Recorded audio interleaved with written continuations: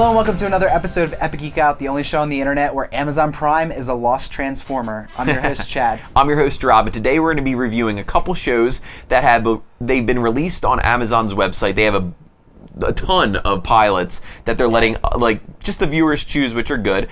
So we're going to be reviewing Alpha House and Zombieland. As always, you can check us out over at Twitter at Epic Geek Out. Also, make sure you subscribe to our YouTube channel. Like us on Facebook, facebook.com/epicgeekout. And also check out the website, www.epicgeekout.com. But let's get into our review.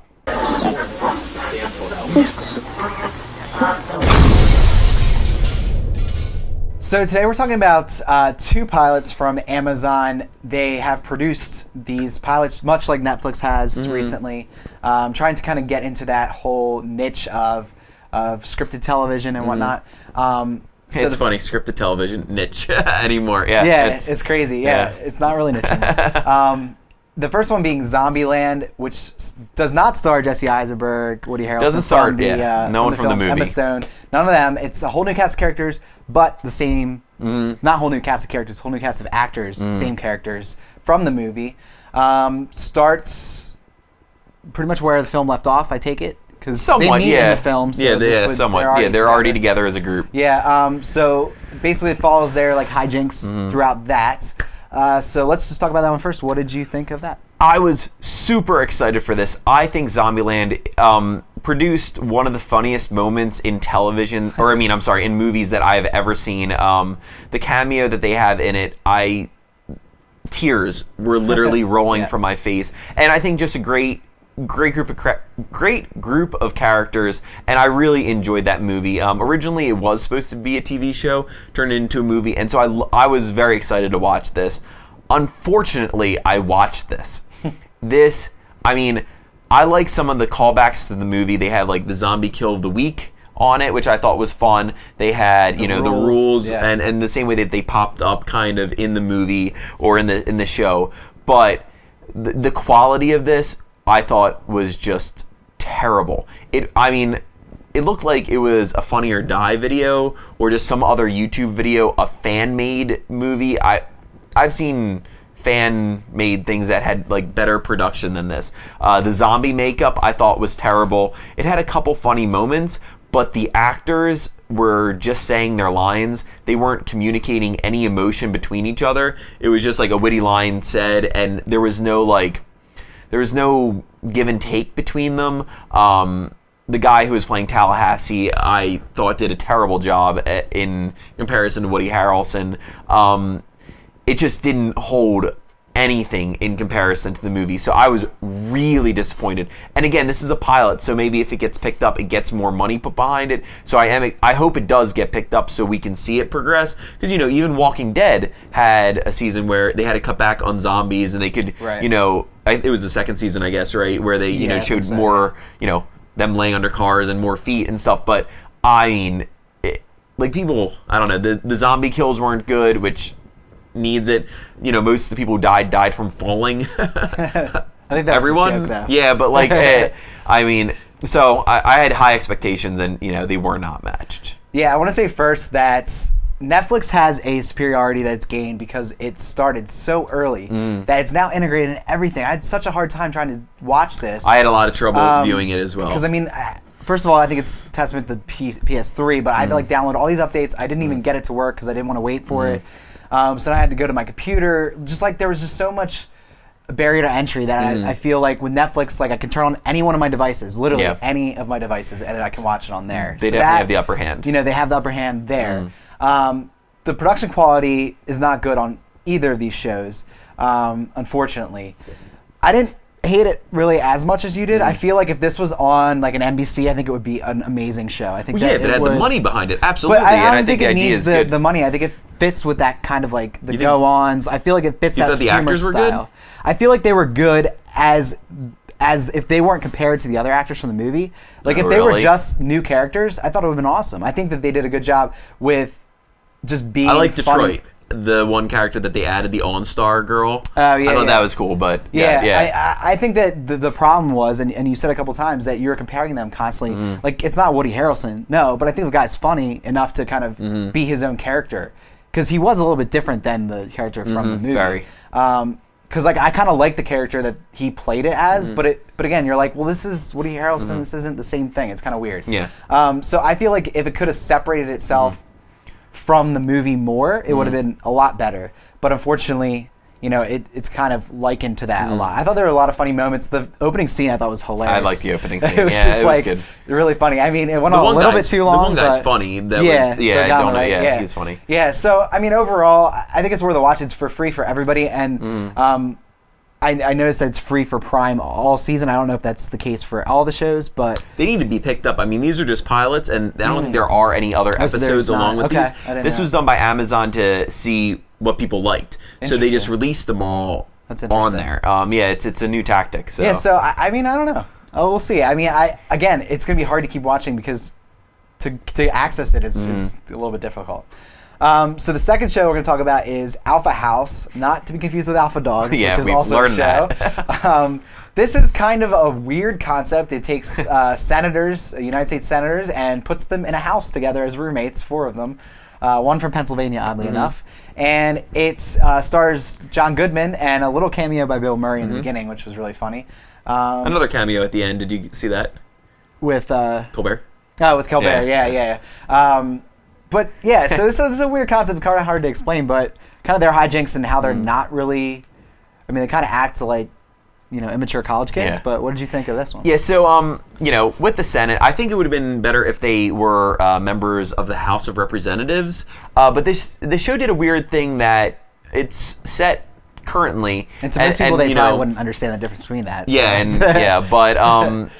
and they, you know, they show Obama, they mention Mitch McConnell, they do mention, you know, actual politicians, but, you know, these guys are playing fictionalized fictionalized people. I see what they were going for this. I did like the Bill Murray cameo. I mean, Bill Murray is great. I do like John Goodman, and, you know, I think he had a great run in The West Wing when he was there. So I do think that he can fit in this mold. I'm interested to see the character arcs, what they're really going to go for. Though what I worry about, and it was so evident in this one show, is they're going for just the topical, they're Republican gags. And there was no depth to any jokes here. It was like, oh, you know, that one, you know, people think he's gay. He's going to have a primary candidate that is this Westerner guy. You know, like there was like a Mark Rubio kind of guy. Very surfacey. Very surface level. You know, and the jokes, I mean, Veep, I think, did a better job of, you know, not being in your face with, you know, it's the whole Republican versus Democrat thing. And like, it really just seemed like the creator of this just has an acid to spew towards Republicans and was using this as his outlet. And it just... the jokes don't work as well if it's, you know, trying to accomplish something. Right. So I like John Goodman, but I'm not sold on this. I think it was just too in your face with exactly what they were trying to go for with the humor. Yeah, I mean, it's trying to be Veep, really. That's what it is. And like, we already have a Veep. We already have a Veep. We already have the 1600 pen, which, you know, for whatever, you know, it is out there. So this kind of humor, you know, and that's more White House, you know, vice president, but like, it's still in that same vein.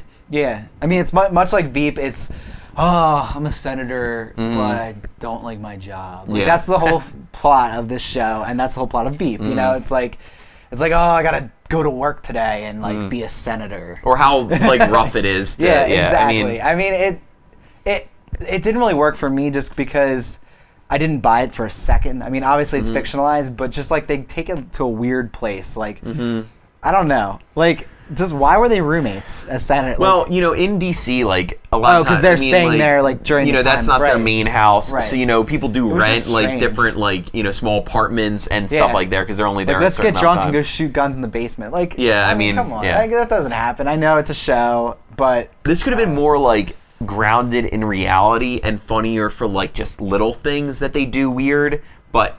I mean, like this one guy receives an award. I like that for character. being like pro like typical marriages and stuff like that. But the award, you know, and I'm not. It's not spoiling it, but not to say like it just was such a stupid name for the award. It was so in your face what they were trying to.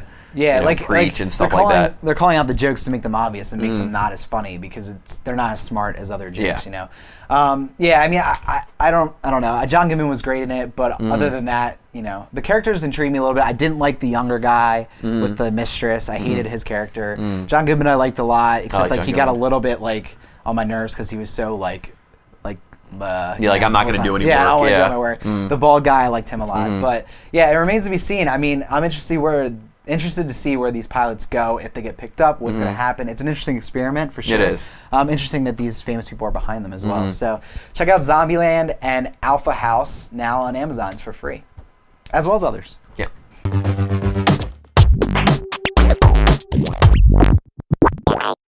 So it's that time again to share some awesome geek stuff with you that we're checking out right now. Rob, what's your thanks today? So my thanks, I love the Food Network. I think it's a station that you can just turn on and pretty much catch a show and enjoy it and wish you were eating that food. But one show in particular that I'm a big fan of is Chopped. I think that show, it's a reality-based competition show where they have 4 chefs who come in and they have to cook different meals. They start with appetizer, main course, then dessert, and they have this mystery like picnic basket actually of like just random foods that should by no means ever go together.